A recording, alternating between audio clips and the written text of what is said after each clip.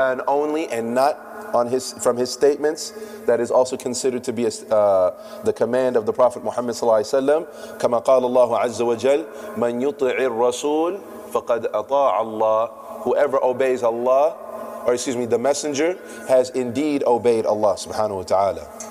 And so we last week also talked about the followers, different groups and their followers, and what will happen to them.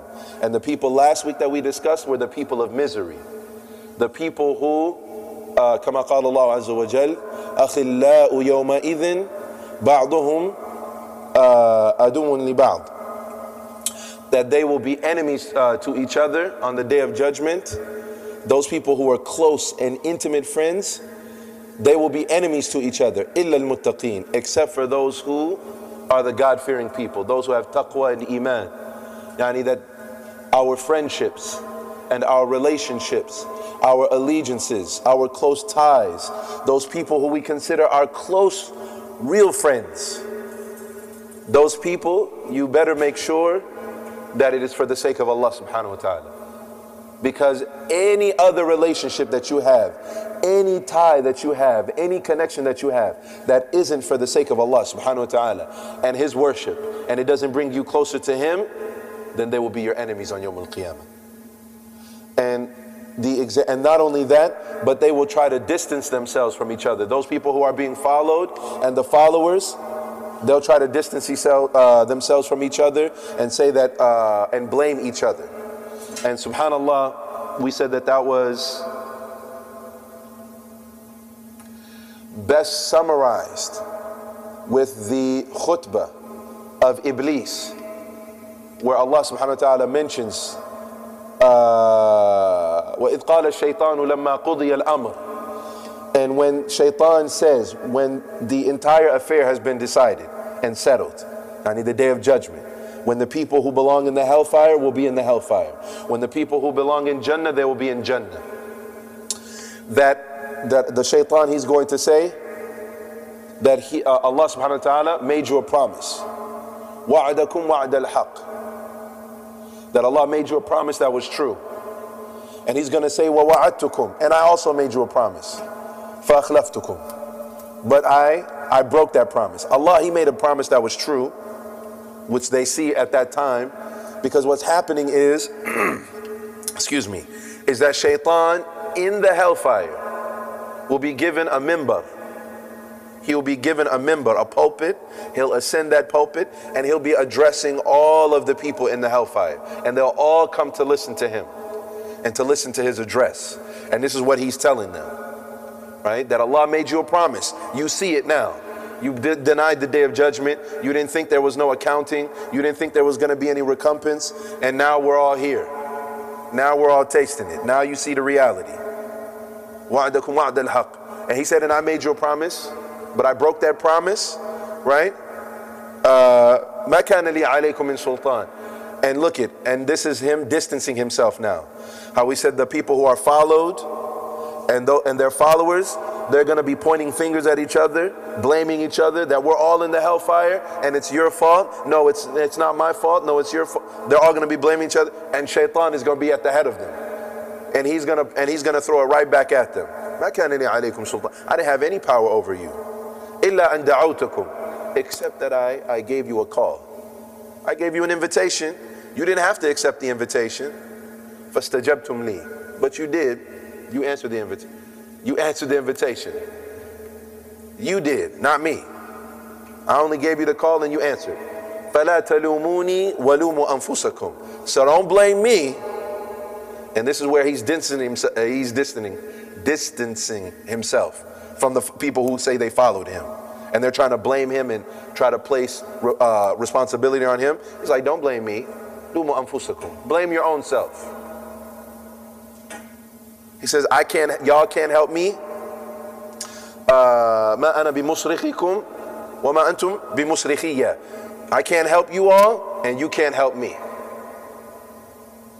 And he's gonna say, and look, he's gonna say, I'm free from مَا أَشْرَكْتُمُونِي. The shirk that you used to make of me, I'm free of that. I'm totally disassociating myself with that. So the people of misery are the people who they have relationships and bonds and they come together, and that relationship, the foundation of it is not La ilaha illallah Muhammadur Rasulullah, right? It's because it's purely and solely because we're from the same place, because we're from the same neighborhood, because we're from the same block, because we're from the same tribe, or we're from the same country, or because we speak the same language, or because we're the same color, or because we're the same political ideology, or because we're the same, all these different reasons that people have relationships. But when the foundation of it, the basis of it is not the worship of Allah subhanahu wa ta'ala, these people will be miserable. And so today what we're going to be talking about in contrast are the people of bliss, the people who are going to be happy, the people who their relationship will benefit them, those people who are the ones who are being followed and the ones who are doing the following. Tayyib. So that's what we're going to be discussing today, inshallah ta'ala. So without further ado, قال الإمام العلامة نفعني وإياه بعلمه في الدارين اللهم آمين. فهذا حكم الأتباع الأشقياء. فأما الأتباع السعداء فنوعان: أتباع لهم حكم الاستقلال وهم الذين قال الله عز وجل فيهم: والسابقون الأولون من المهاجرين والأنصار والذين تبعوهم بإحسان رضي الله عنهم ورضوا عنه. فهؤلاء هم السعداء الذين ثبت لهم رضا الله عنهم، وهم أصحاب رسول الله صلى الله عليه وآله وسلم وكل من تبعهم بإحسان. وهذا يعم كل من اتبعهم بإحسان إلى يوم القيامة، ولا يختص ذلك بالقرن الذين رأوهم فقط، وإنما خص التابعون بمن رأى الصحابة تخصيصا عرفيا ليتميزوا به عمن بعدهم، فقيل التابعون مطلقا لذلك القرن فقط، وإلا فكل من سلك سبيلهم فهو من التابعين لهم بإحسان، وهو ممن رضي الله عنهم ورضوا عنه. نعم. وقيد سبحانه هذه التبعية بأنها تبعية بإحسان ليست مطلقة، فتحصل بمجرد النسبة والأتباع في شيء ومخالفة في غيره، ولكن تبعية مصاحبة لإحسان، فإن الباء هنا للمصاحبة، والإحسان في المتابعة شرط في حصول رضا الله عنهم وجناته. نعم. نعم. وقيد سبحانه وقال الله تعالى: هو الذي بعث في الأميين رسولا منهم يتلو عليهم آياته ويزكيهم ويعلمهم الكتاب والحكمة وإن كانوا من قبل لفي ضلال مبين وآخرين منهم لما يلحقوا بهم وهو العزيز الحكيم ذلك فضل الله يؤتيه من يشاء والله ذو الفضل العظيم. So here Allah, the Shaykh rahimahullah, he essentially says that I've discussed the ruling about those people who will be miserable. حكم أتباع الأشقياء. Now, as for those who will be happy, they're broken into two categories. Those who they are independent, intellectually independent, right? And they're the ones who Allah subhanahu wa ta'ala said about them in the Quran. And those who were the vanguard and the first and like the foremost to embrace Islam and Iman, min al-muhajirin, from those who migrated, who migrated from Mecca to Medina, wal ansar, and obviously those who were from Medina who embraced and received the muhajirin from Mecca who were from Medina, walladhina taba'uhum, and those who followed them bi ihsan, and in their father Rasulullah sallallahu alaihi wasallam, the companions of the Prophet Muhammad sallallahu alaihi wasallam. And not only that, but everyone who followed them with excellence. And the Shaykh and it's going to be explained what does it mean when we say following them in excellence. وَهَذَا يَعُمُّ كُلُّ مَنِ اتَّبَعَهُمْ بِإِحْسَانٍ, and that includes in general everybody who followed the Sahaba and Prophet Muhammad sallallahu alaihi wasallam with excellence. That includes all of them until the day of judgment. And it does not only mean those people, the qarn or the generation who saw the Prophet Muhammad ﷺ only. It doesn't only mean that. وَإِنَّمَا خُصَّ التَّابِعُونَ بِمَنْ رَأَى الصَّحَابَةَ تَخْصِيصًا عُرْفِيًّا. But that was only mentioned in general, specifically, but it doesn't mean that it was only them, meaning only the Sahaba, or only the people who saw the Sahaba, which would have been the Tabi'een. Right, the Tabi'een, they're the ones who saw the Sahaba, right? Like Al-Hasan al-Basri rahimahullah, who was like one of the ulama of the Tabi'een. But even though it said الَّذِينَ تَبَعُوهُمْ, even though it used the word Tabi'i in the ayah, it's not only talking about the generation that was that met the Sahaba, but it's including everybody who followed the Sahaba and at the head and Prophet Muhammad sallallahu alaihi wasallam, right? And at the head of them, the Tabi'un. Tayyib. And so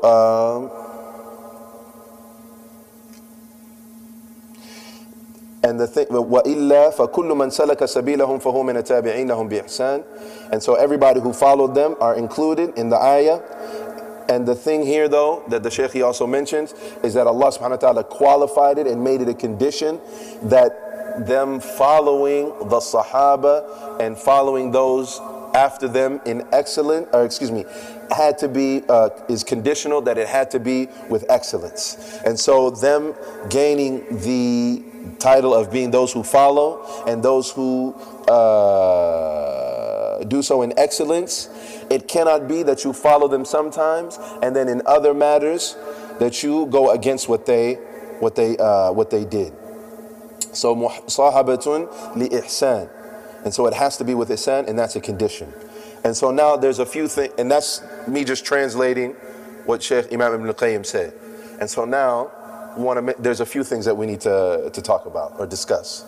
Number one, who are the Sahaba, right?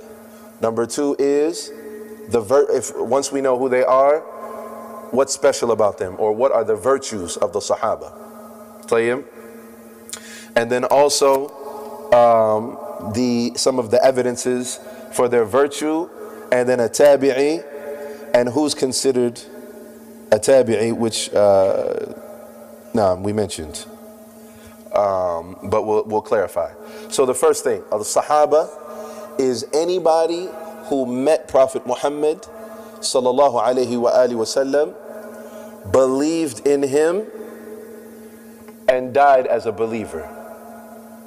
And that definition, that's mentioned by Imam Ibn Hajar al-Asqalani rahimahullah in his Sharh of Sahih Bukhari and Fath al-Bari, right? He mentions man laqiya Nabi sallallahu alaihi wasallam wa amana bihi wa mata ala dhalik. Whoever met the Prophet Muhammad sallallahu alaihi wasallam, believed in him, and died as such. So that automatically, for example, would whoever met Prophet Muhammad sallallahu alaihi wasallam, that would include people like Abu Lahab, Abu Jahl, right? And some of the ru'asa of the Quraysh, they met Prophet Muhammad sallallahu alaihi wasallam, but they're kicked out when it says amana bihi, that they believed in him. So not everybody who met Prophet Muhammad sallallahu alaihi wasallam, but specifically those who believed in him. And then there are some people who believed in him, right? Although they're minute and small in number, but then they disbelieved. That also does not count then. That's not considered a sahabi, because they have to what? وَمَاتَ عَلَى ذَلِكَ. They died believing in him. So those three things qualify someone as a sahabi.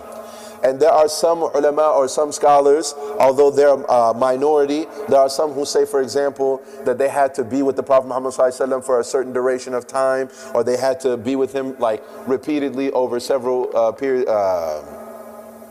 a number of different sittings and gatherings or battles or what have you. But all of that is inconsequential, right? What is correct, or what is most correct, wallahu ta'ala a'lam, is what Imam Ibn Hajar says, which is what? They met the Prophet Muhammad ﷺ, believed in him, and they died on that. So anybody who fits that, right? And I'm going to be mentioning here some of the statements of the Salaf, mentioning that, namely Imam Ibn Hazm rahimahullah, if I have it here, which really summarizes the next point, which is the virtue of the Sahaba. Right? Once we know who the Sahaba are, something that we all need to understand and know is that these are not, they were human beings, but these human beings were chosen by Allah subhanahu wa ta'ala to have a very unique status in human history. And that's to be in the company and to have been with, sat with, lived with, spoken to, married into the family of, fought battles with Prophet Muhammad sallallahu alaihi wasallam. No one else has that status. And so after the prophets and messengers, they are the best of human beings simply by the mere fact of them having the virtue that Allah subhanahu wa ta'ala blessed them with of being with Prophet Muhammad sallallahu alaihi wasallam. Right? And I just want to mention about the virtue of the Sahaba, right? That's mentioned by Ibn Hazm rahimahullah in his book Al-Ihkam fi Usul Al-Ahkam, when he's talking about just really who the Sahaba are, and also it'll speak to the idea of, right, it doesn't matter like how many times they met him or even how young they were at the time of the death of the Prophet Muhammad sallallahu alaihi wasallam. Even if they were children, they're still considered from the Sahaba.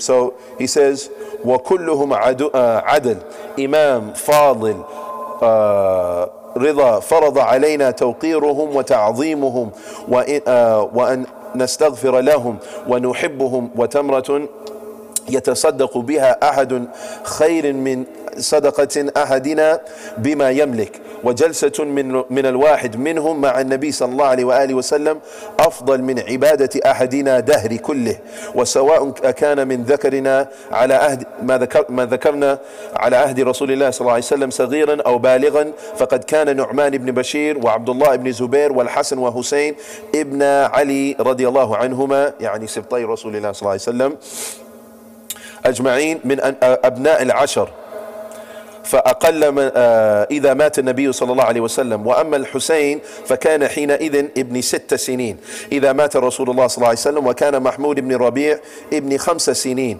إذا مات النبي صلى الله عليه وآله وسلم وهو يعقل مجة مجها النبي صلى الله عليه وسلم في وجهه من ماء بئر دارهم وكلهم معدودون في خيار الصحابة مقبولون فيما رووا عن النبي صلى الله عليه وآله وسلم أتم القبول وسواء في ذلك الرجال والنساء والعبيد والأحرار. And he goes on mentioning a lot. But what I wanted to mention here, because this really summarizes the virtue of the Sahaba and what their status is and how we should view them, right? He says all of them are considered just. All of them are considered imam. All of them considered virtuous, fadil. And Allah is pleased with them. And farada alayna, and it's an obligation on all of us. So not only speaking to the virtue and the status of the Sahaba, but also how we should treat them. Also how we should treat the Sahaba, like what are their rights on us. Farada alayna, he said it's made an obligation on us, tawqiruhum, that we honor them, wa ta'zimuhum, and we venerate them. Right? Wa an nastaghfira lahum, and that we make istighfar, we make dua for them that Allah forgive them. وَنُحِبُّهُمْ, and not only that, that we love them. That we love them, right? And this is also mentioned by Imam Shk Elias Ibn Taymiyyah in his like 16 stanzas of poetry. It's called Lamiyah, when he's talking about the belief of Ahl Sunnah wal Jama'ah. He says, يا سائلي عن مذهبي وعقيدتي رزق الهدى من للهداية يسأل اسمع كلام محقق في قوله لا ينثني عنه ولا يتبدل. He says حب الصحابة كلهم لي مذهب ومودة القربى بها أتوصل. Right? He said that حب الصحابة كلهم لي مذهب. He said my madhab is that I love all of the Sahaba. And Imam Ibn Hazm, rahimahullah, he's saying the same thing, that what? It's an obligation. It's wajib. All of the Sahaba, all of them, you have to love them. وَمَوَدَّةُ الْقُرْبَى بِهَا أَتَوَصَّلُ. And our loving the Sahaba, Shk Elias Ibn Taymiyyah, he said what? By my loving them, وَمَوَدَّةُ الْقُرْبَى بِهَا تَوَصَّلُوا. I'm seeking the nearness and the closeness of Allah subhanahu wa ta'ala. So when you say and you believe and you have in your heart that you love Abu Bakr as-Siddiq, wallahi hada ibadah. That's the worship of Allah. When you love Abu Bakr as-Siddiq radiallahu anhu, that's worship of Allah subhanahu wa ta'ala. When you love Umar ibn Khattab radiallahu anhu in your heart and you believe that, that's ibadah for Allah subhanahu wa ta'ala. And you get close to Allah subhanahu wa ta'ala. Because anything that brings you closer to Allah, القرب من الله سبحانه وتعالى هو العبادة. أي عمل يقربك إلى الله سبحانه وتعالى فهو العبادة. And Shk Elias Ibn Taymiyyah, he said that's what, when I love them, he said I'm doing that to get closer to Allah. So number one, we learn that that loving them is an obligation, and we see that loving them is the belief of Ahl Sunnah wal Jama'ah. طيب, where he said فرض that لهم نحبهم وتمرة يتصدق بها أحدهم خير من صدقة أحدنا بما يملك. He said, and sadaqah, if they were to give, subhanallah, he said if they were to give tamra, right? And he didn't say tamar, which means which is jam'. He said tamra, one tamar. If they were to give it in sadaqah, yani the Sahaba, if they were to give one tamar in sadaqah, it would be better than us to give sadaqah with everything that we own. If you were to give sadaqah, or I was to give sadaqah with everything that I own, if I gave my house, my car, and all the clothes, anything that I owned, he said if they give one tamra, that's better.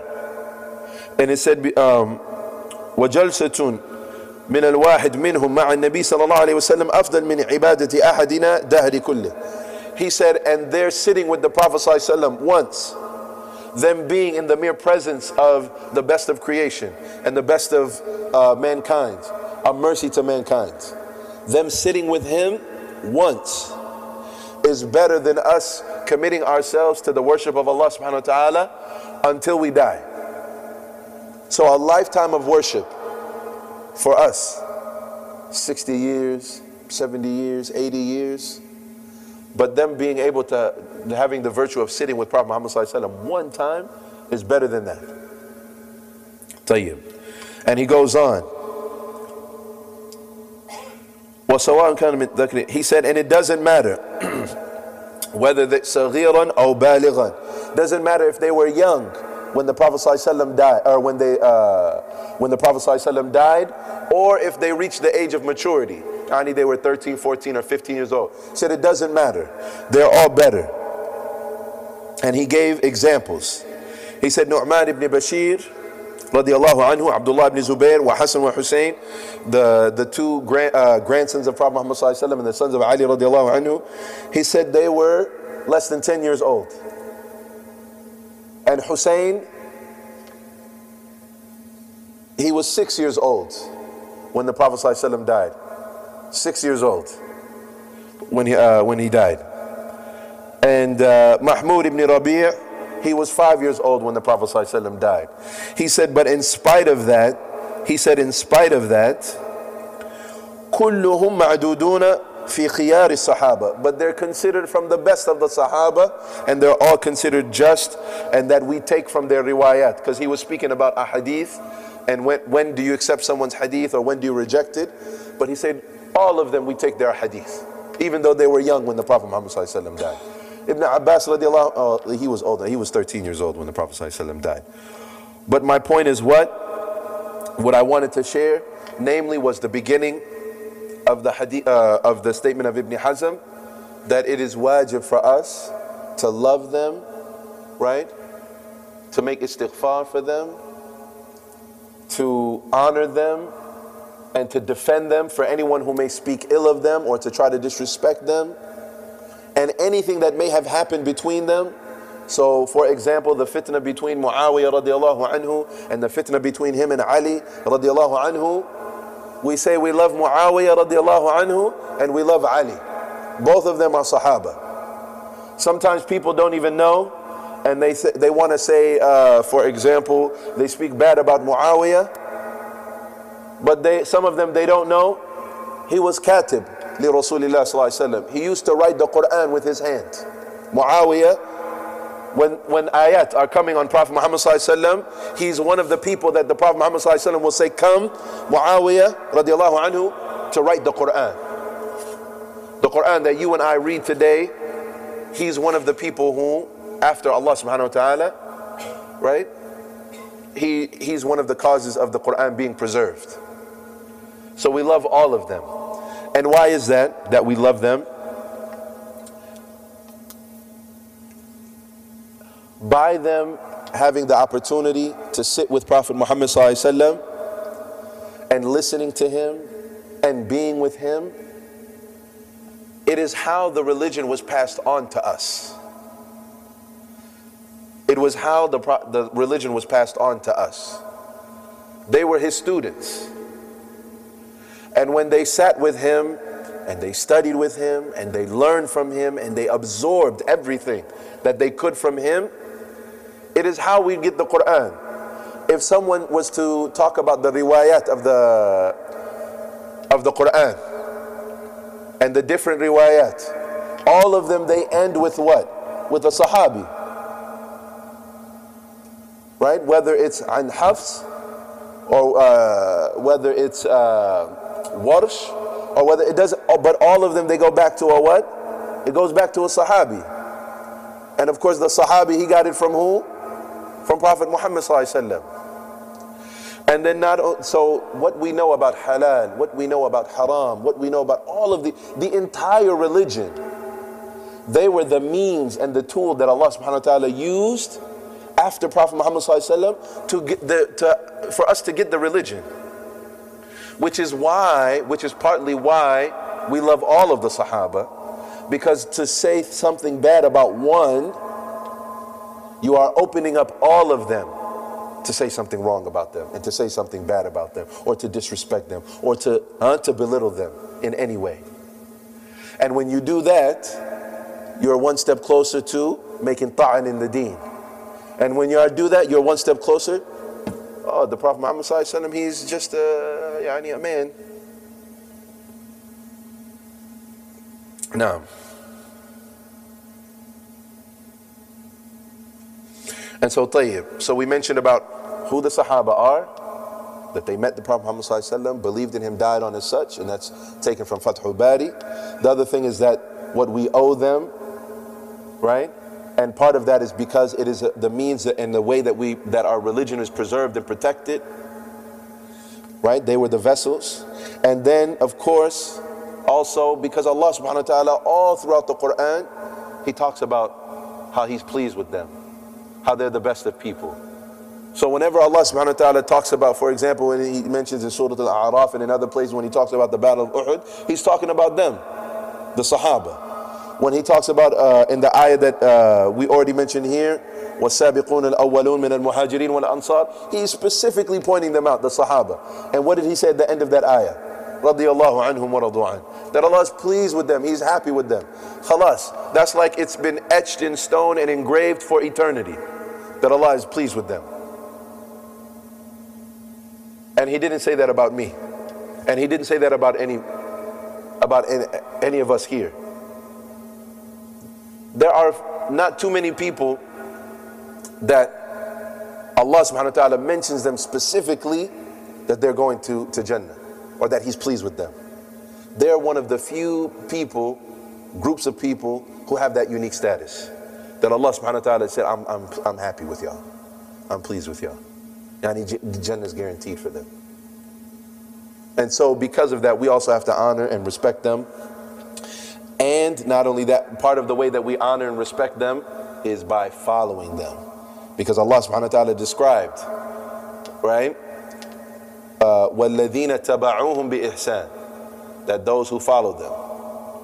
So Allah, He mentions as-sabiqun, the vanguard. Those who were the first from amongst the muhajirin to embrace Islam. Those who were from the first amongst the ansar to embrace Islam, right? And those who follow them. So, specifically, a tabi'i is someone who met the Sahaba. A tabi'i is someone who met the Sahaba. But this particular verse is not only talking about that one generation that Allah is pleased with them, but also anybody who believes, follows their way and follows their minhaj. And it has to be with ihsan. So that qualifies any of us here. If anybody who follows them said that it's anybody who follows them, that means any of us qualify. As long as we what? As long as we follow them, the Sahaba yani, in excellence. In excellence. And when in excellence, that means what? About following the Sahaba and their minhaj, the Shaykh, he goes back to talking about how there's a difference between knowing something, claiming something, and like hoping for something, all three of those things. There's a difference between that and actually doing something and living something. So those are two different things. Meaning what? You can claim that you love the Prophet Muhammad ﷺ and that you follow him and live a totally different lifestyle. He said that's not really following Prophet Muhammad ﷺ. It's not just you saying it with your mouth. You have to live it. Similarly, you can't just say or be, oh, then we follow the Sahaba. And you say, khalas, I'm from those who, وَالَّذِينَ تَبَعُوهُم. No. It can't just be you claim it. Yani that you follow them sometimes and you differ with them or disagree with them and go against them other times. He says that's not following them bi-ihsan. Following them in ihsan, first and foremost, brothers and sisters, when we're talking about minhaj, it means following them in the way that they used to approach the Quran and the Sunnah of the Prophet Muhammad ﷺ, and the way that they understand and understood it, which we talked about before when we talked about the role of our intellect and its relationship with revelation, with the Quran and the Sunnah. So the way that the Sahaba, the way that they dealt with the Quran and the Sunnah, if an ayah comes down or a command of the Prophet Muhammad ﷺ comes down, they don't take the ayah and look at it and say, you know what, this makes sense to me and I like it, it agrees with what I think, okay, then I'll take it. That's not how it's supposed to be. That's not their way. The way is they take it and they use their mind to understand it. You use your mind to understand it. But your mind in relationship with the Quran and the Sunnah, right, is to understand it and to follow it and to submit to it. Understand it. That's what your mind is for. Not to say, wallahi, this ayah in 2019 doesn't make any sense. It doesn't fit the way things are today. Wallahi, this hadith, I don't understand. It doesn't make sense to me. I'm going to leave that one out. Right?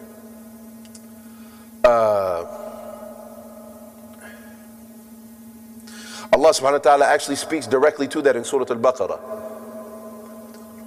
أَفَتَكْفُرُونَ بِبَعْضِ الْكِتَابِ. Hold on. Allahumma salli ala Muhammad.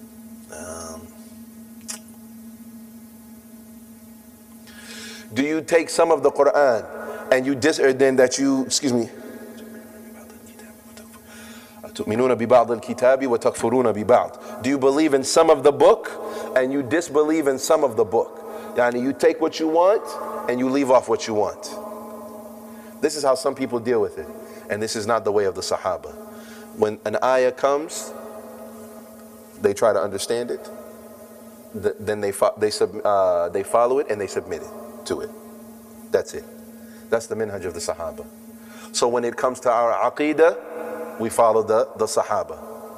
When it comes to halal and haram and fiqh, the Sahaba. When it comes to tafsir of the Quran, the Sahaba. In general, the deen in its entirety, the religion of Islam in its entirety, you follow the way of the Sahaba, the minhaj of the Sahaba. Does that make sense, y'all? So we don't say, for example, wallahi, I follow the Sahaba in my aqeedah, but in my fiqh, I follow somebody else. The way I understand fiqh, I follow somebody else. That doesn't mean you can't be Shafi'i. That's not what that means. And it doesn't mean you can't be Hanafi or Maliki. No, you can be Shafi'i. You can be Hanafi, you can be Maliki. But if there's something from the madhab of Imam Shafi'i, he's here. and you have a statement, yani kalam Rasulullah sallallahu alayhi wa sallam, here, and they're different, which one do you have to follow? Sheikh, which one do you have to follow? Kalam Rasulullah sallallahu alayhi wa sallam. If they agree, then khalas, you follow it, no problem. But if they differ, then you have to. That's what it means. And that's how somebody Shafi. And that's how somebody, but still follow the manhaj of the Sahaba. That's how somebody can be Hanafi, but still follow the manhaj of the Sahaba. So if there's an ayah of the Quran, and there's the madhab of Imam Abu Hanifa, and they agree with each other, فَبِهَا وَنِعْمَةً. Meaning that Abu Hanifa, really I should say, that if he agrees with the Quran, or that he agrees with the Prophet Muhammad sallallahu alaihi wasallam, then we take it. But if it disagrees, then hands down, it should always be Allah said, His Messenger said. That makes sense, y'all? That's the manhaj of the Sahaba. In our aqeedah, in our dealings, in our family, in our daily life, in our politics, in every aspect of our life, anything that the deen touches, it has to be that way. When you do that, that's ittiba' bil ihsan. That is following them in excellence. So when we said, what do we mean by following them in excellence? It means following them in every aspect of the deen. To sum it up. طيب. Now,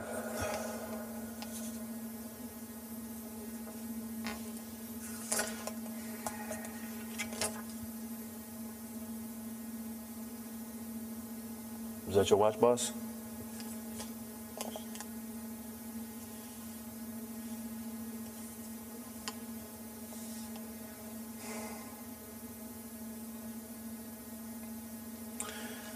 طيب, now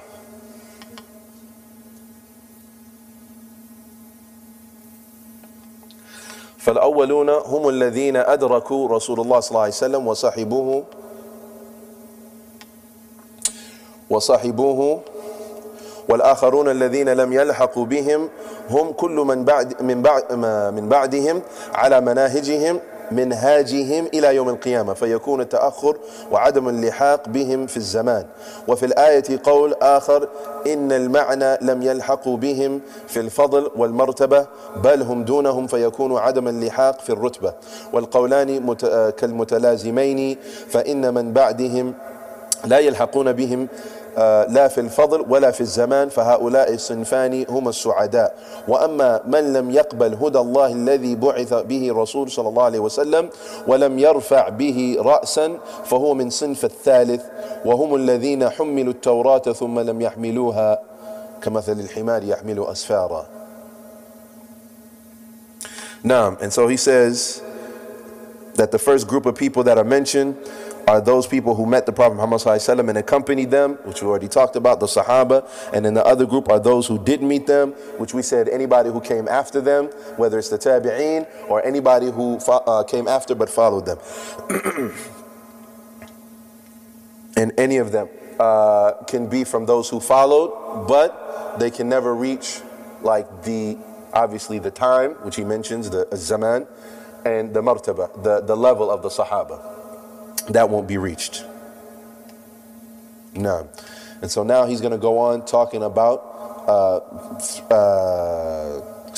and then he mentions a third kind of person. He says those people who he mentions about the Sahaba and those who follow them, those are people are happy. Those are one category of people who are happy. And then he mentions a third category are the people who, they heard the truth, but they rejected it. They didn't listen to it, and they didn't even bother to raise their head. Right? He says, وَلَمْ يَرْفَعْ بِهِ رَأْسًا. They didn't even raise their head. He said they're a third category, which is الَّذِينَ حُمِّلُوا التَّوْرَاةَ ثُمَّ لَمْ يَحْمِلُوهَا كَمَثَلِ الْحِمَارِ يَحْمِلُ أَسْفَارًا. He mentions they're like a person who is like essentially like a donkey. They're carrying something on their back, but they don't know the value of it. They're basically carrying like the Torah, and the Torah, but they're carrying it, but it doesn't benefit them at all. So you can imagine even now there are sometimes people who know some of the Quran, yani like they memorize it, but they don't understand the value of it, and they don't know what it means. And whenever Allah subhanahu wa ta'ala gives them a command, they can't obey or listen because they don't even know what it means. If Allah subhanahu wa ta'ala talks about the hellfire in the Quran, even though they're carrying it, they're min hamalat al-Quran, but it doesn't scare them because they don't know what it means. If Allah is talking about paradise and the beauty therein and the gardens underneath which rivers flow and all of these things, again, it doesn't create a longing in them and them wanting and them missing and hoping to get to Jannah. It doesn't create that sense in them and inspire and motivate them, again, because what? Because they don't know what it means, right? And so this is something that's very dangerous, right? And often, and that's kind of like what Muslims are. It's like we have this tremendous book, but we have no idea like the treasures and the beauty and the wonder that's contained therein, right? And so he says like, it's like a donkey who's carrying something on their backs. It has no idea what it's carrying. That's somebody who doesn't understand the value of the Quran, the significance of it, what's inside of it. They're the same as that donkey, Allah musta'an.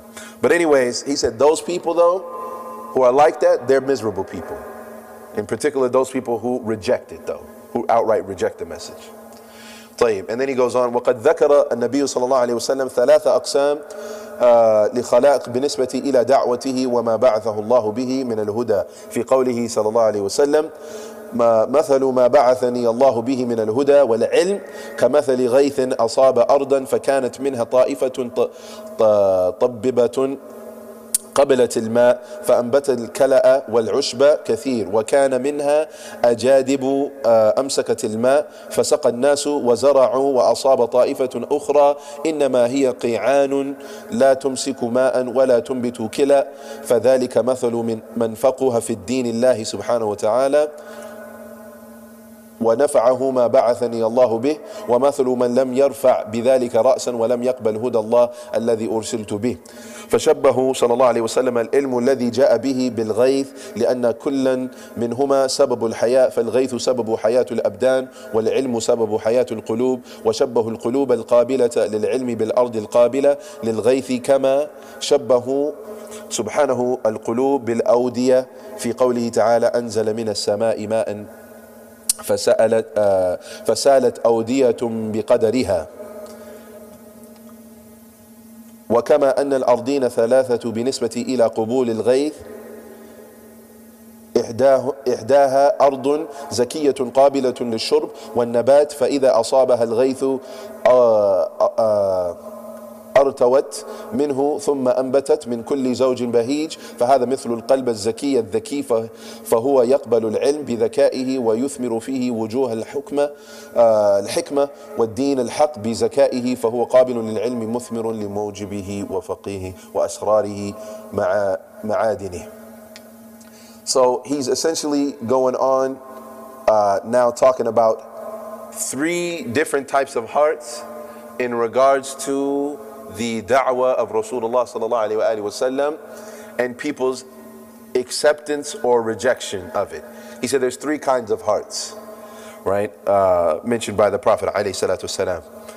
And in this hadith, essentially, to just quickly summarize it, the Prophet sallallahu alayhi wa sallam gives like an analogy of like the knowledge and the guidance that he's been given is like rain, and the people's hearts are like different kinds of valleys. People's hearts are like valleys, and these different types of valleys, some are fertile and accept the guidance, or accept the rain, and not only does it take and absorb the rain, but it starts to sprout, grass and vegetables and fruit and plants and vegetation. Then there's another kind of valley that although it doesn't absorb the water and take it in, it's not fertile land, but it's hard and dry, right? So it retains the water and holds it there and keeps it there. And then he said, and there's a third category that doesn't accept it, right? It doesn't absorb the water, and nor does it retain the water so that people can come and benefit from it, right? And so the Prophet ﷺ, when he mentioned that, he said the first one, that land that's good and it accepts the water, he said it produces vegetation and grass in plenty. And the second, it is like a solid bed that reserves the water, and so the people can drink from it. And the third is porous land, and it can't retain the water, and it doesn't produce any vegetation. So now he goes on to explain the example. He said the first one, who acquire the knowledge of the deen and benefit from its guidance that Allah gave me, and those who do not take it, heed nor accept it, Allah subhanahu wa ta'ala's guidance. So he mentions basically the analogy of the first one and the last one, but not the second one. So when we explain it, the first one, the one who takes the water and benefits from it, this is like a scholar who learns, gains knowledge, benefits from it, right? And not only that, but they share it with other people, and they benefit other people, right? So not only do they take the knowledge, benefit from it, then they get it. Just like if you went to the valley, right, and there's vegetation and there's green, you can benefit from it. The alim is like this, the sheikh is like this, the scholar, right, the student of knowledge is like this. Not only do they gain knowledge themselves, then they share it and give it to other people and empower them. And this is the Prophet, the Prophet ﷺ, he mentions in Sahih al-Bukhari, "Man yuridillahu bihi khayran yufaqihuhu fi ad-din." That whoever Allah subhanahu wa ta'ala wants good for, he gives him understanding of the religion. جعلنا إياه وإياكم من هذا. May Allah make us from this, that people who Allah subhanahu wa ta'ala wants good for. Because when Allah subhanahu wa ta'ala gives you an understanding of the religion, right, that is an indication that Allah wants good for you. When Allah gives you a good understanding of the religion, that is an indication that Allah wants good for you. Which in contrast, if you do not have, that means Allah subhanahu wa ta'ala does not want good for you. If you have a poor understanding or a lack of understanding of the religion, that is a marker and an indication that Allah does not want good for you. So that is why it's so significant and important for us to involve ourselves to be studying knowledge. Not merely being activists and not merely being involved in, right, doing and practicing Islam, but that it's rooted in knowledge.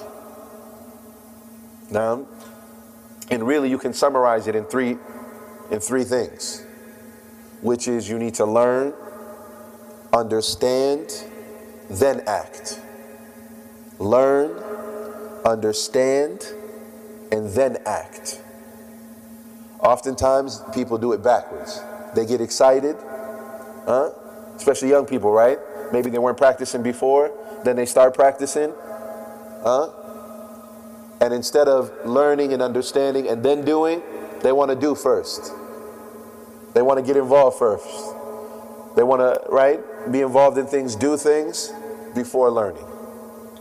And that's oftentimes also why there's a lot of issues and problems, or people get burned out really quickly, right? They get involved, volunteer, hey, I'm here to help, what can I do, etc. And then after 2-3 months, they're burnt out. Or they have one bad encounter with somebody, and then they khalas. I'm not coming back to the house of Allah subhanahu wa ta'ala. I can't deal with that.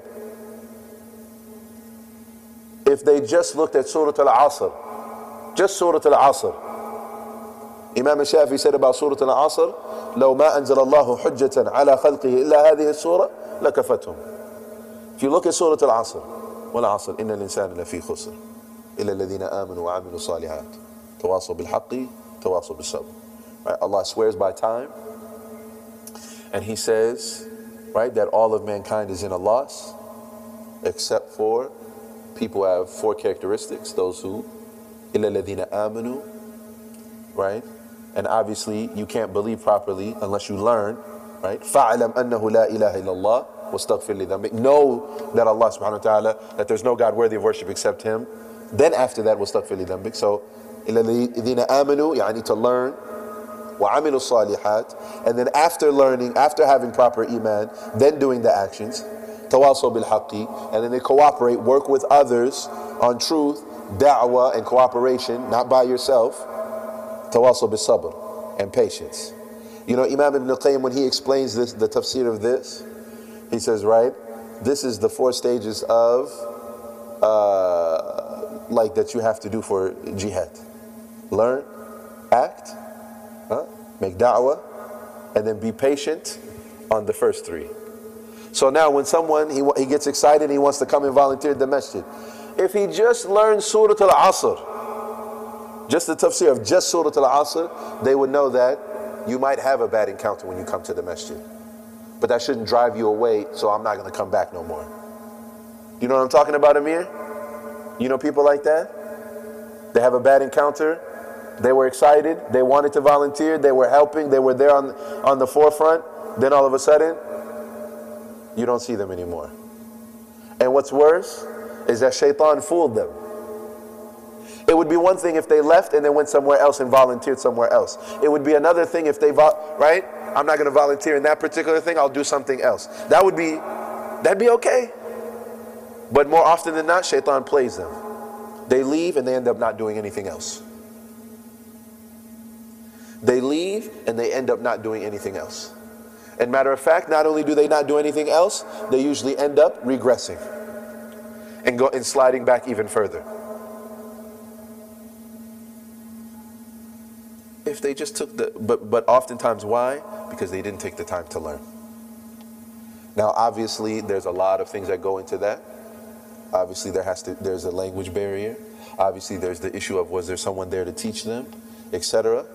Right? But what's available to us wasn't available 5-7 years ago. What's available to you all wasn't available to me when I was 17, when I was 18 years old. What's available to y'all wasn't available to me. 17, 18 years old, if there was no imam at the masjid who spoke English, khalas, there was no YouTube. There was no YouTube. It didn't exist. I couldn't just go, And then finally, by the time I was 20, 21, when the internet, and then you could download, people started uploading stuff onto the internet, you had that 256, You know what I'm talking about, where you had to dial through the phone? Wallahi, it would take hours to download a 30-minute lecture. It would take hours to download a 30-minute lecture. What's available today for people to learn and access, and even now, alhamdulillah, specifically in our case in Minnesota, there's more and more brothers and sisters who are, even sisters who are going abroad, learning, coming back. We don't have the same excuses, right? But that first heart, though, is the one who learns, benefits, and then shares with others. And there's something else I want to mention about that too, is the importance of giving back. The Prophet ﷺ, when he described that heart, right, that not only benefits from the knowledge, right, but then it grows vegetation, right, meaning that it gives back, that you benefit from it. This is also something else that's very, very important.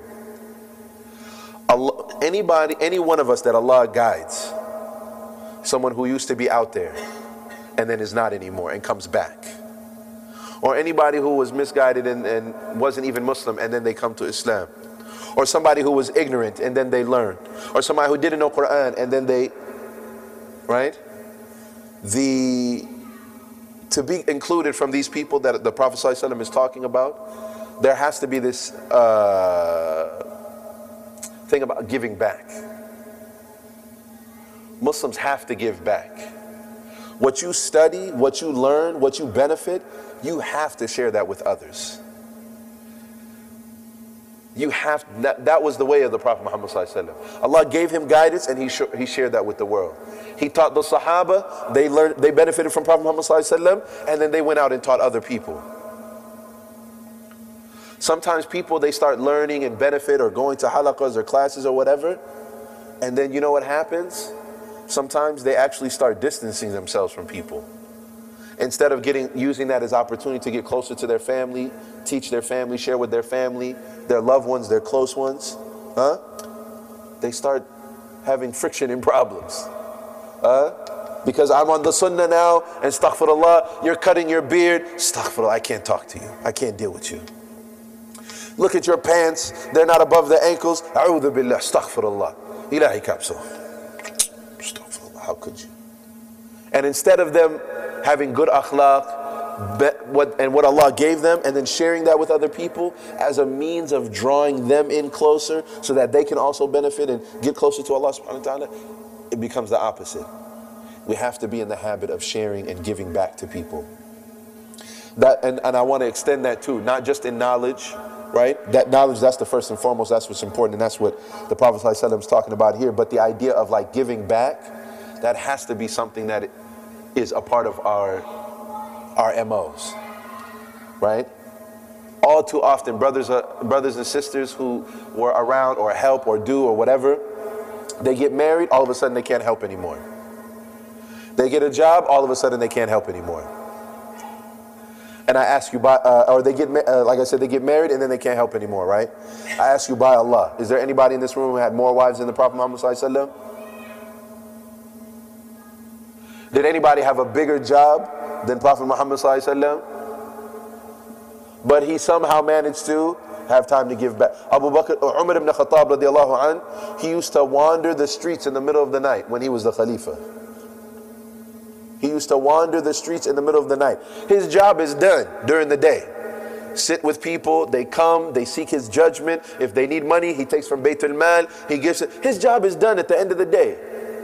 His job is done. He did what he's supposed to.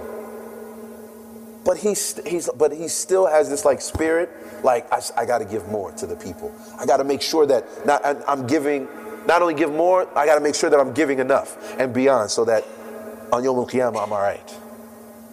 Abu Bakr as-Siddiq, in spite of his status and his stature, in spite of that, right, he was caught like milking the goat of a old woman, blind woman and her daughter, right, a widow and her daughter, and taking care of them and serving them. He's the Khalifa. Could he have not delegated somebody to do that? Would anybody have thought any less of him? But the spirit of like giving to others and extending themselves to the degree where I got to do it with my own hands. That's how much compassion they had. And that's what they learned from the Prophet Muhammad ﷺ. And that's what will happen if you are really absorbing and taking in knowledge of the Quran and the Sunnah. Not only will it empower you to be not only will it humble you to be a better servant of Allah subhanahu wa ta'ala, and you serving him and working on your own personal relationship, but it will make you a better person on your interactions and dealing with people, your compassion with people, and wanting to share and give back with other people. And of course, at the head of that is sharing the knowledge with them. Na'am, tayyib. That's the first kind of heart. Then the second one is that the Prophet ﷺ mentioned was, we said the one that takes in the rain, right? It's a hard land, right? But it holds the water, and that's so people can come and benefit from it. And that's like someone who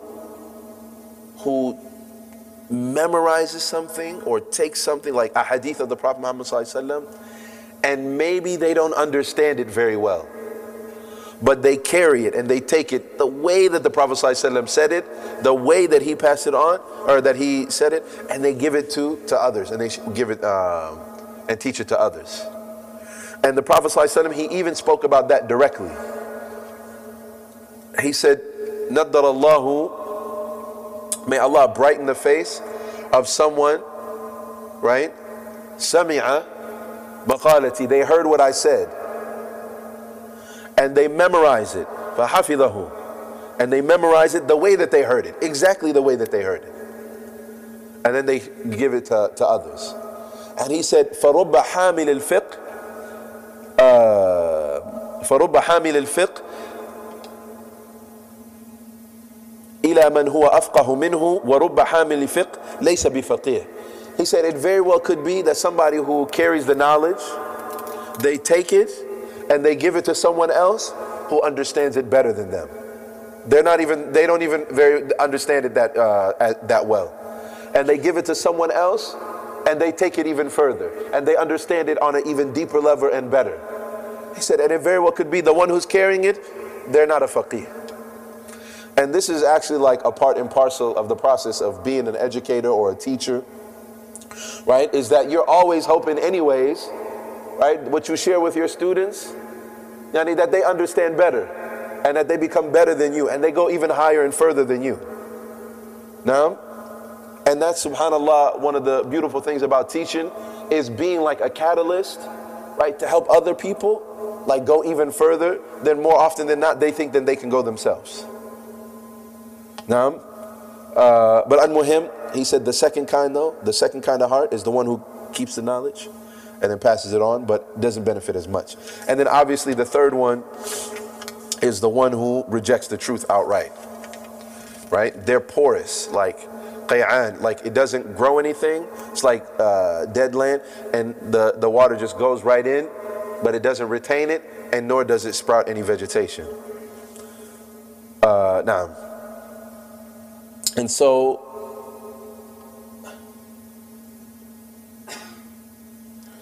now the last thing here, inshallah,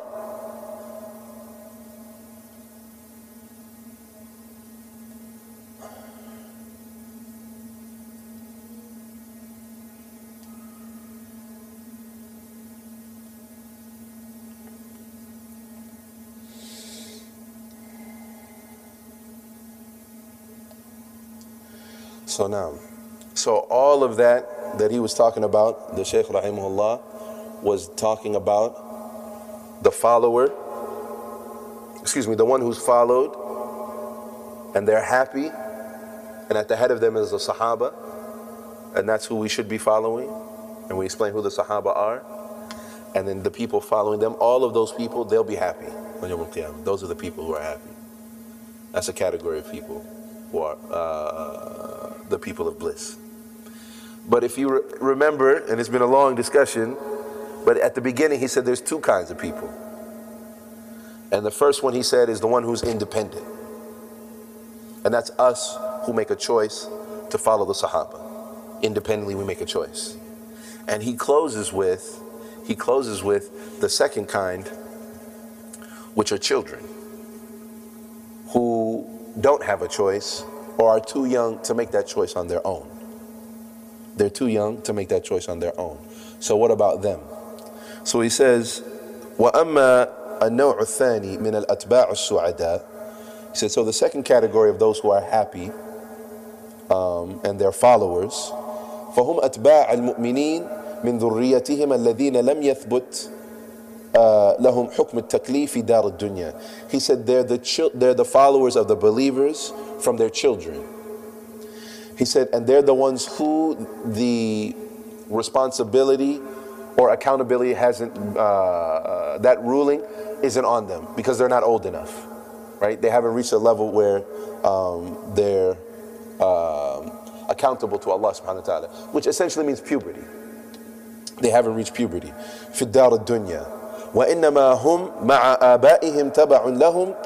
He said, and they are with their fathers and their parents as followers to them, because Allah subhanahu wa ta'ala, He says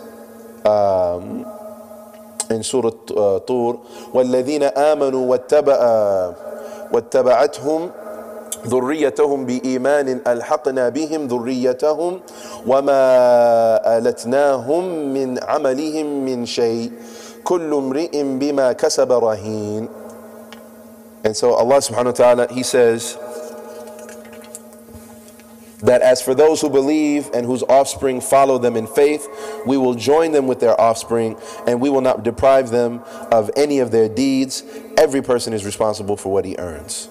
And so Allah subhanahu wa ta'ala, He informs us and tells us أخبر سبحانه وتعالى أنه ألحق ذريتي بآبائهم في الجنة كما أتبعهم إياهم في الإيمان، ولما كان ذرية لا عمل لهم يستحقون به تلك الدرجات قال الله تعالى وما ألتناهم من عملهم من شيء. والضمير عائد إلى الذين آمنوا، أي وما نقصناهم شيئا من عملهم بل رفعنا ذريتهم إلى درجاتهم مع توفيقهم أجور أعمالهم، فليست منزلتهم منزلة من لم يكن له عمل، بل وفيناهم أجورهم وألحقنا بهم ذرياتهم فوق ما يستحقون من أعمالهم. And so he essentially closes the discussion about talking about the other category of followers, who are those who are not independent, that they're children, and they will follow their parents in that. And there's many statements from the Salaf, from Imam Ahmed ibn Mubarak, Abdullah ibn Abdul Barr, al-Maliki, Hamadan, which is Hamadan, Hamad ibn Zayd, Hamad ibn Salama, and others in them. All of them agree, all of the Ahl Sunnah, they all agree the children of the believers are all in paradise. All of them, they will go to paradise because of the ayah that Allah subhanahu wa ta'ala mentioned here, that they will all be in paradise. So that's the second category. But for us being here, it brings up a question, and which was a question that was asked by Aisha radiallahu anha and others. But what about the children of the mushrikeen? What about the children of the kuffar? So are they in Jannah as well? Or because Allah said He will put them together with their parents, khalas, then they're in the hellfire too? Which one is it? So I'm asking y'all, which one is it?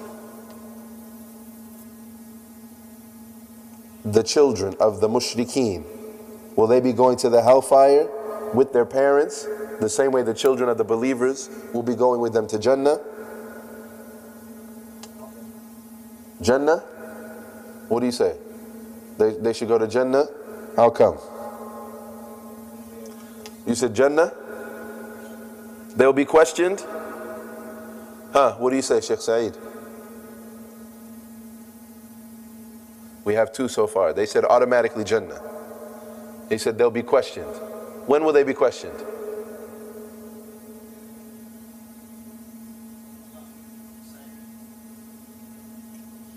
When is that? The Hisab. When is that?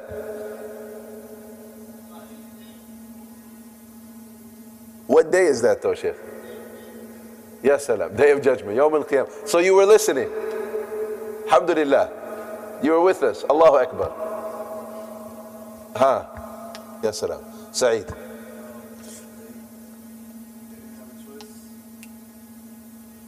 They didn't have a choice, meaning it's not, meaning what?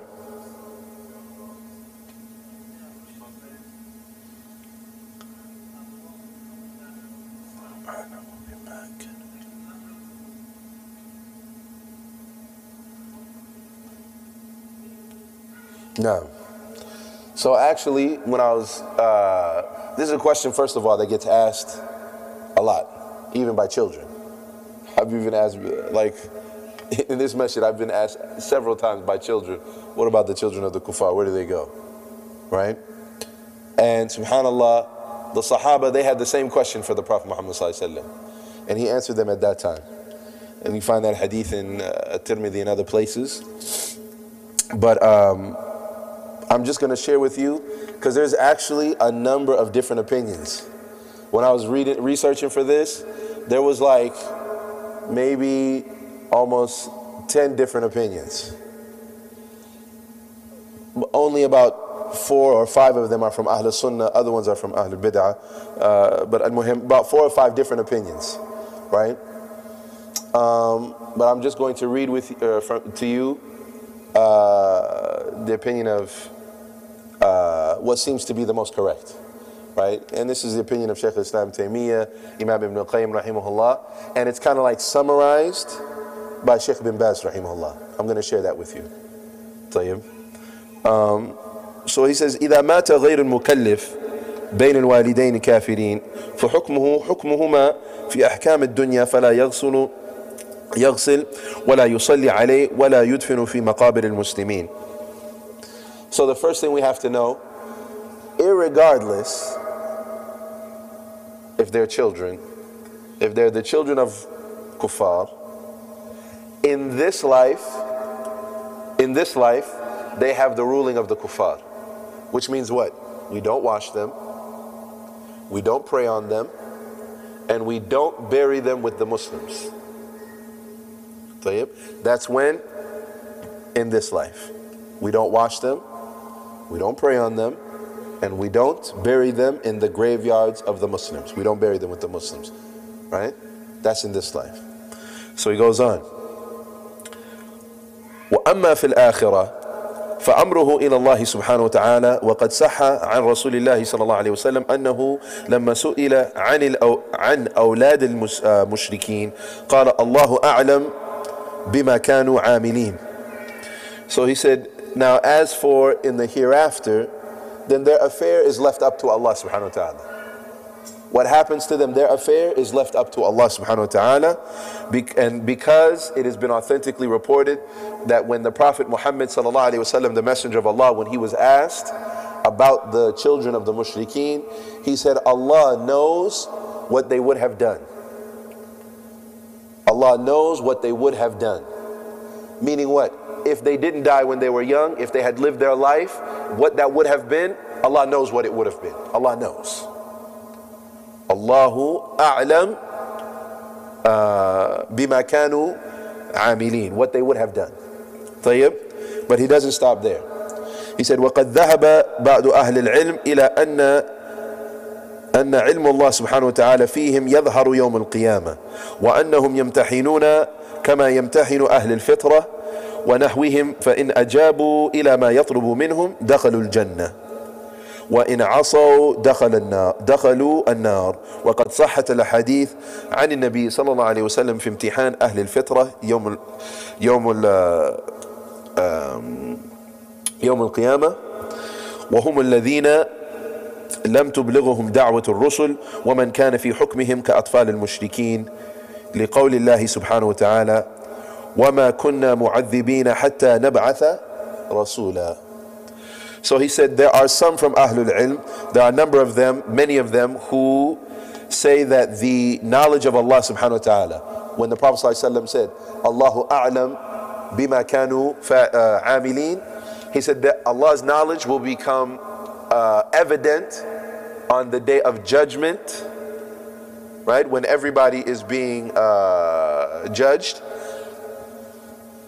And he said that, as the Ustad he mentioned, that they will be tested then. And they will be given the same test as the people of the fitrah, meaning people who never received the message of Islam and never encountered a messenger. They never received the message. They're called Ahlul Fitrah. Ahlul Fitrah. He said they will be judged with them. And there are a number of ahadith that speak about that Allah will, the Prophet ﷺ mentioned that those people will be tested by Allah. So they said those children who died from the mushrikeen, then they will be tested with them. And then they used and then he gave a dalil, he gave an evidence for what he said with the ayah that Allah says, and we have never punished anybody until we sent them a messenger. He said, so when they're sent that messenger and they're tested, if they obey, then they will go to Jannah. If they disobey, then they will go to the hellfire. And that ayah is from Surah An-Nisa. وهذا قول هو أصح الأقوال في أهل الفترة ونحوهم ممن لم تبلغهم الدعوة الإلهية. He said, and this seems to be the most correct opinion in regards to what will happen to them and the people of Ahlul Fitrah, those who the message of Allah subhanahu wa ta'ala never came to them.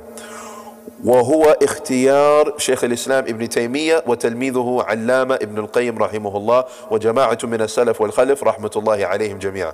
He said, and this is also the opinion of Imam Shaykh al-Islam ibn Taymiyyah and Imam ibn al-Qayyim, the author of the book that we're studying right now, that it's there. They also have that opinion, and many of the scholars from the Salaf, and even those who are contemporary, meaning the Khalaf. And he goes on. May Allah have mercy on all of them. He said, وَقَدْ بَسَطَ العلامة ابن القيم رحمه الله الكلام في حكم أولاد المشركين وأهل الفترة في آخر كتابه طريق الهجرتين تحت عنوان طبقات المكلفين، فمن أحب أن يطلع عليه فليفعل فإنه مفيد جدا وبالله التوفيق. So he said that Imam Ibn al-Qayyim rahimahullah, he actually goes into extensive detail about all of the people who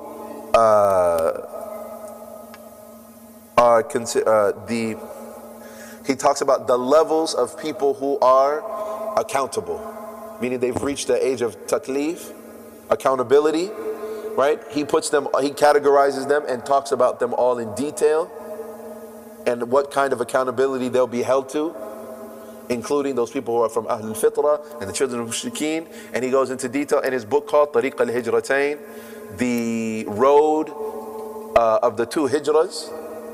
And he says it's a very beneficial discussion in there. So if you want to know more details about this particular discussion, he said then you should go back to that book and benefit, right? And with Allah is tawfiq, with Allah is all aid. Now, and so the last thing here that the Shaykh he concludes with in the book is that he says, Allahumma salli ala Muhammad.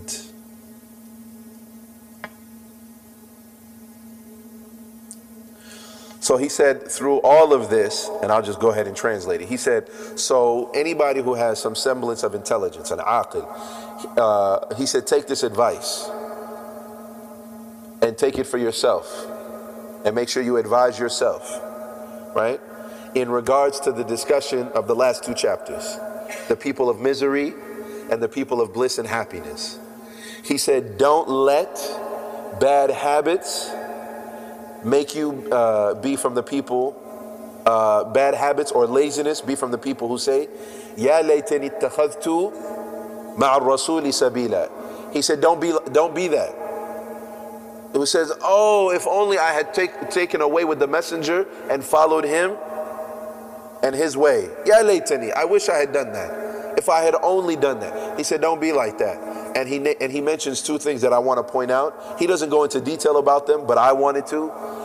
Bad habits and laziness. He said, don't let those two things, right, cause you to be amongst those people who say, I wish I had followed the Prophet Muhammad sallallahu alaihi wasallam. I wish I had taken his way. I wish I had taken a path to that. And if you think about it for us today, oftentimes, not even oftentimes, I can probably say like 100% of the times. If I ask you, Akhi, do you want to go to Jannah? And if you wanted to be like Prophet Muhammad sallallahu alaihi wasallam, and of course I want to, or whatever, right? Every last one of us is going to say, of course. Yeah, no doubt. We love Muhammad sallallahu alaihi wasallam. But you know, living in this life, we oftentimes pick up bad habits.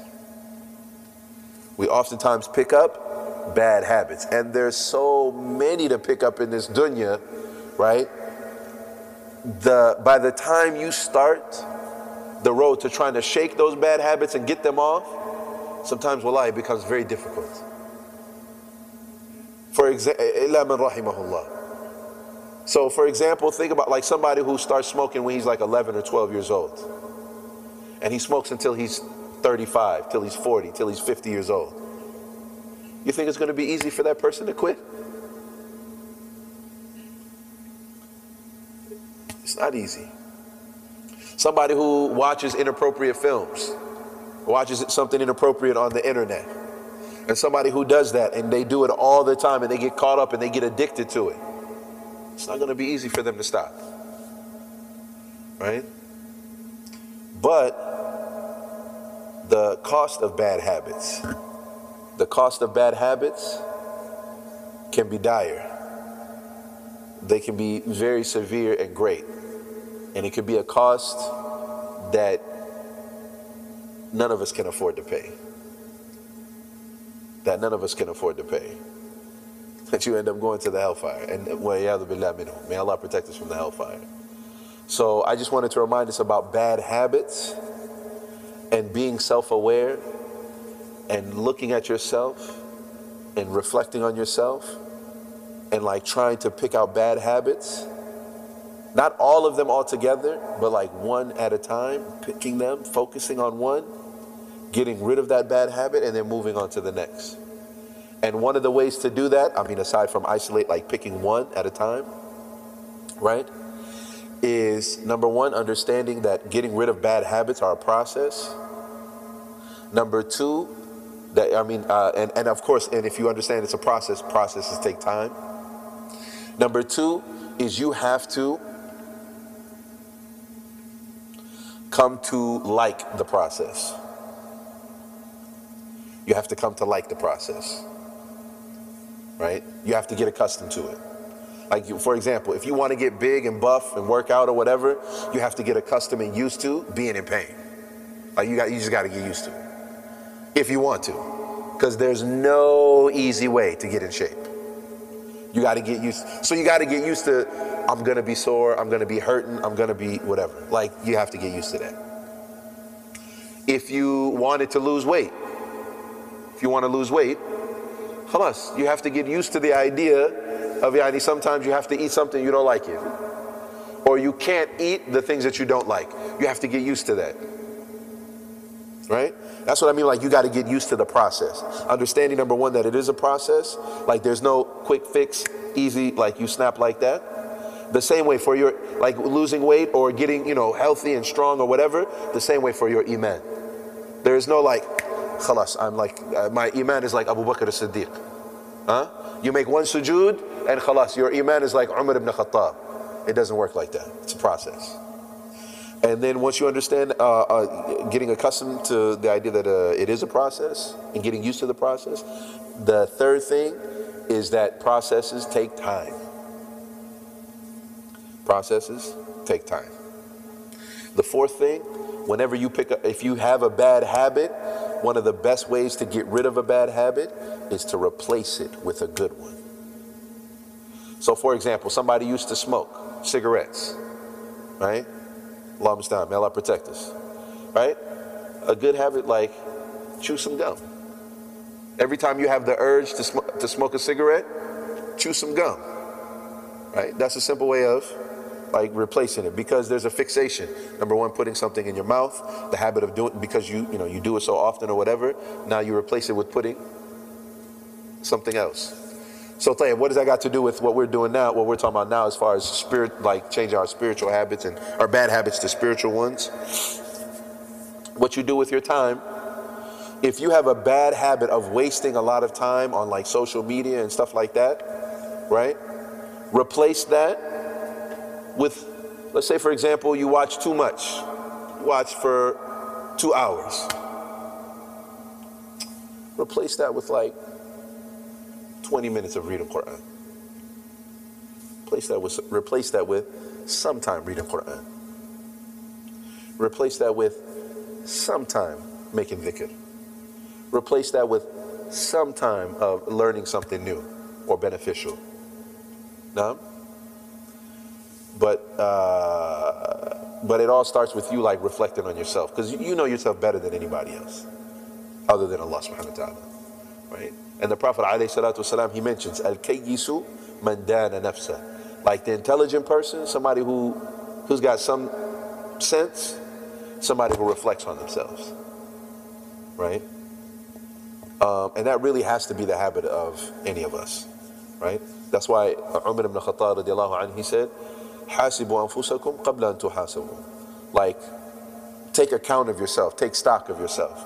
Like, what do you accomplish in a day? What do you accomplish in a week, a month, etc., right? Because if you don't do that for yourself regularly, which some of us we do, right? You do that for your, you know how you do for your GPA, and you keep track of all your scores, and you're like, and my grades, and okay, and then I got it, okay, and so it works out to be this.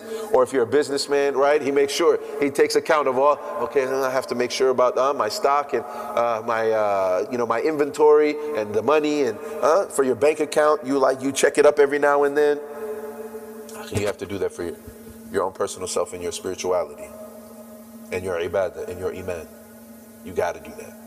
And then lastly was because he said two things, right? One was bad habits, and those are just some like general advice about dealing with bad habits. And actually, if y'all want to know, there's a nice book. It's called The Power of Habits. I would advise y'all to check that book out.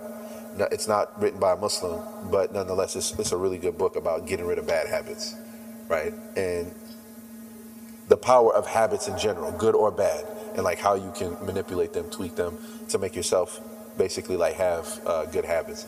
And it's kind of like a book in psychology, but nonetheless, it's a good book. The Power of Habits. And last thing is about laziness, right?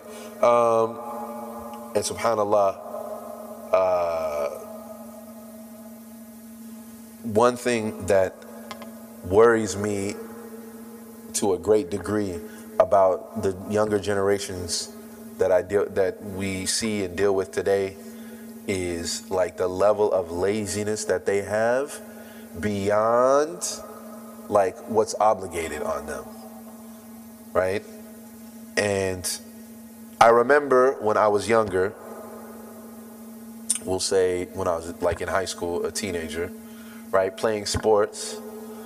In the summer, you look forward to nothing more than, right, sleeping in all day, right, and then just like enjoying yourself and having fun, like, right, towards Maghrib time, sun's going down, now you can get out or whatever, but like sleeping in all morning, right? But anybody who studied any kind of like biology or whatever, you know that in your teenage years, like with your hormones wreaking havoc, right, one of the things that gets messed with is your sleeping patterns.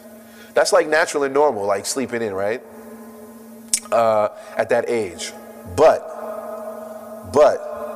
what has become really alarming for a lot of young people that I observe today is like taking being lazy to being like, that's like the cool thing. Like that's really, really cool, right? To what? Running? Man, I'm not about that life, dude. Man, you see these crazy people out here running and jogging and stuff like, man, I'm not about that life. Working out? What? And it's not for gym class? Man, I can't even do it, dude. That's too hard, man. But they be the same people that think they think when they step on the basketball court that they're really like hoopers and ballers, but don't like running and don't like working out. And the same thing for schoolwork. And the same thing for like ambitions in life. Like they have no ulu al-himma. They have like no ambition. The only time they'll do something is when it's absolutely required of them, right? And if that's how you treat life and the dunya, more than likely that's how they treat their iman too. Like, I'm not gonna, what? In the middle of the night, wake tahajjud? Man, you crazy. What? Outside of Ramadan? Which essentially what they're saying is, right? What? A higher place? If you change the words, what? A higher place in Jannah? Man, I'm not about that life, dude. I mean, I gotta fast extra and do extra. Now, I don't know if I'm expressing this in the right way, but I hope y'all understand what I'm talking about. That you observe and you see in a lot of young people, right? And I'm not even talking about high school kids. I'm talking about like college, brothers in college. Brothers who 22 years old, and if he played 4 hours of Call of Duty or FIFA, like he accomplished something that, he feels like he's accomplished something that day. Like I really did something that day, right? And I'm not saying it's haram to play FIFA. I'm not saying you're a terrible person if you're playing video games. But you 23 years old, 23 years old, and you play for 6 hours, 7 hours? Subhanallah. It begs the question, what kind of man is that guy going to be when he gets married? What kind of man is he going to be? Huh? What if he loses his job? What kind of guy is he going to be? Is he going to be somebody who can, is he going to be responsible and do what he has to do? Wallahi, I worry about a lot of young brothers today. May Allah subhanahu wa ta'ala guide them. And may Allah subhanahu wa ta'ala aid them and make them steadfast. And to help them to wake up. And for us to be good examples for them. And may Allah subhanahu wa ta'ala help us to be means and causes of guidance for them. Allahumma ameen. وصلى الله وسلم على نبينا محمد وعلى آله وصحبه أجمعين وآخر دعوانا الحمد لله رب العالمين سبحانك اللهم وبحمدك أشهد أن لا إله إلا أنت أستغفرك وأتوب إليك.